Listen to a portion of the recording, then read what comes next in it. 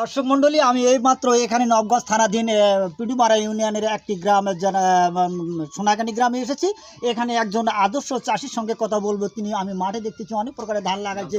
দেখি একজন চাষির সঙ্গে আমি কথা বলে দেখি। ভাই, আপনার নাম কি? আমার নাম মোহাম্মদ ফিরোজ কবির।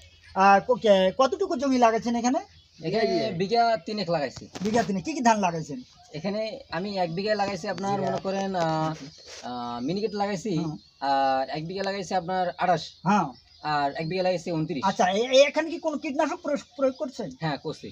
আচ্ছা, কোন কোম্পানি থেকে আপনি কীটনাশক নিচ্ছেন? এটা আমরা লাগাইছি আপনার কাটাপ্পা। আর কাটাপ্পা, আচ্ছা ঠিক আছে। আচ্ছা, আপনি যে এখানে লাগাইছে, এখানে কি কোনো কামলা দ্বারা কি আপনি কোনো কাজ করাইছেন? হ্যাঁ, অবশ্যই করেছি।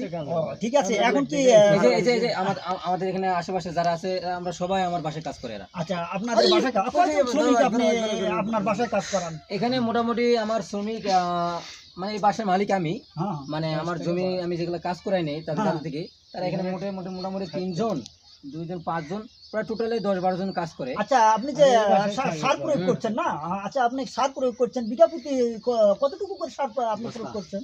বিঘা প্রতি আমি বস্তায় আর কি একটা করে প্রয়োগ করছি। হ্যাঁ, সেটা এমপি বা এমপিও সার বা ড্যাপ সার হোক বা জিপ সার হোক, হ্যাঁ। আচ্ছা, এতে বিঘাকে কতটুকু ফলন আসছে, বা 35-30 বা কেমন রকমের এটা ফলন আসে? 50-60 আসলে বিঘা প্রতি আপনার 50-45 এরকম আসে।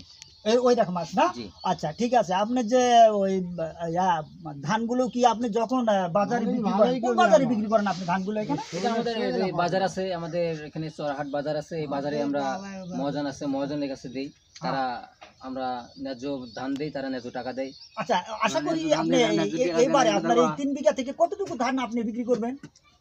3 বিঘা থেকে টোটালে আমি 2 বিঘা জমি আর কি ধান বিক্রি করব, আর 1 বিঘা বাসায় রাখবো। বাসায় রাখি। এখন ধানের বাজার কি রকম চলতেছে? এখন বাজার আপনার মিনিকেট চলতেছে, কালকে আমি বিক্রি করছি, হ্যাঁ, 10 মণ বিক্রি করছি। ওখানে বাজার ছিল প্রায় 1020 টাকা ছিল। 1020 টাকা। এটা মন দর, তাই না? হ্যাঁ। আচ্ছা, আপনি এখন ওই যে বাড়িতে যে ধানটা আপনি রাখবেন, সেটা ওই ডেমো করবেন বা হয়তো সিদ্ধ করে চাল করবেন, তাই না? জি জি জি। আপনি কি বিয়ে করছেন? জি, করছি। আচ্ছা ঠিক আছে, আপনার দাম্পত্য জীবন অনেক সুখের শান্তিতে হোক, বাল বাচ্চাকে আপনি লেখাপড়া করে অনেক সুন্দর মানুষ বানান করেন। প্রিয় দর্শক মণ্ডলী, আমি এই মাত্র একজন চাষির কাছ থেকে সাক্ষাৎকার নিলাম। দিনাজপুর জেলায় নবগঞ্জ থানাতে খুব ধানের উৎপাদন মোটামুটি ভালো হয়েছে, এবং আপনারা এই রকম চাষির মতোই আপনারা ধান উৎপাদন করবেন,